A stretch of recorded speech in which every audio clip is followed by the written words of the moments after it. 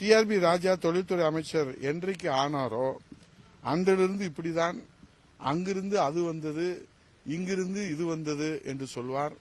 ஆனால் எங்கிருந்தும் எதுவும் இதுவரை வரவில்லை. இன்றைக்கு சமூக வலைதளத்திலே மட்டும் அவர் தன்னுடைய சாதனையை கனஜோராக கம்பு சுற்றி கொண்டு இருக்கிறார், வாயிலே வடை சுட்டுக் கொண்டிருப்பார்.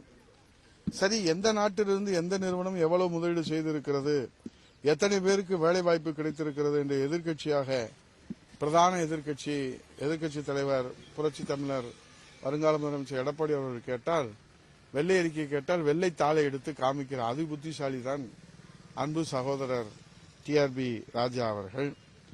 ஆகவே வெள்ளை அறிக்கையை வெளியிட சொன்னார்களே, அவர்கள் மீது தனிநபர் தாக்குதலை தொடர்ந்து வைப்பதுதான் அமைச்சருடைய சமீபத்திய பிரதான கடமையாக அவர் வைத்திருக்கிறார். ஒன்றை நீங்கள் தெரிந்து கொள்ள வேண்டும், கெட்டிக்காரன் புழுகு 8 நாளைக்கு, ஆனால் திமுக அரசின் புழுகு அரை நாளிலே பாக்சான் நிறுவனம் இங்கே புட்டு அம்பலப்படுத்தி இருக்கிறது.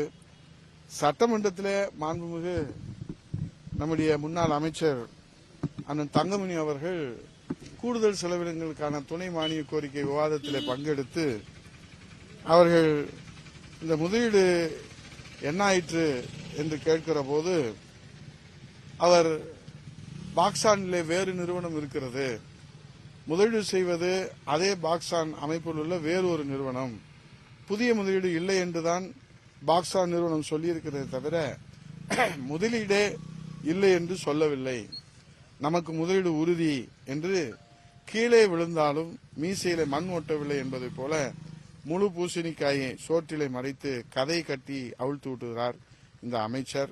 இன்னும் எந்தெந்த விவகாரத்திலெல்லாம் இப்படி அம்பலப்பட்டு நிற்க போகிறார்களோ என்பதுதான் நமக்கு போக போக இன்னும் வெளியே வரும்.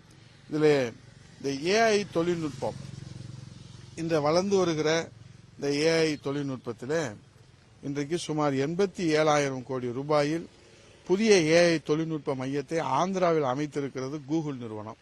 இந்த கூகுள் நிறுவனத்துடைய சிஇஓ சுந்தர் பிச்சை நம்முடைய மதுரையினுடைய மண்ணின் மைந்தர்.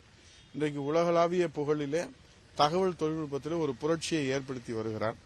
அவரை அணுகி முறைப்படி நாம் அழைப்பு கொடுத்திருந்தால் இந்த 87,000 கோடி ரூபாய், இவ்வளவு பெரிய வாய்ப்பு நமக்கு கிடைக்காமல் இந்த அரசு கோட்டை விட்டிருக்கிறது. அமெரிக்காவுக்கு வெளியே முதலாக ஏஐ தொழில்நுட்ப மையத்தை விசாகப்பட்டினத்தில் அமைத்திட 500 ஏக்கர் நிலம், உள்கட்டமைப்பு சாலை, மின் வசதிகளை இலவசமாகவே ஆந்திர அரசு வழங்கியிருக்கிறது. இதன் மூலமாக நேரடியாக 6,000 பேருக்கும் மறைமுகம் 30,000 பேருக்கும் வேலைவாய்ப்பு கிடைக்கும். ஆந்திராவிற்கு ஆண்டுக்கு 10,000 கோடி ரூபாய் வருமானம் கிடைக்கும்.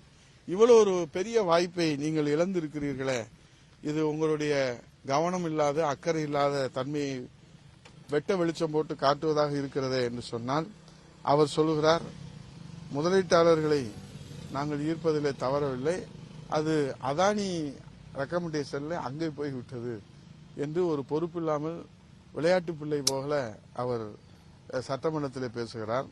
ஆந்திராவில் B4 என்ற ஒரு ஃபார்முலா வைத்திருக்கிறார்கள், பீப்புள் பப்ளிக் பிரைவேட் பார்ட்னர்ஷிப்.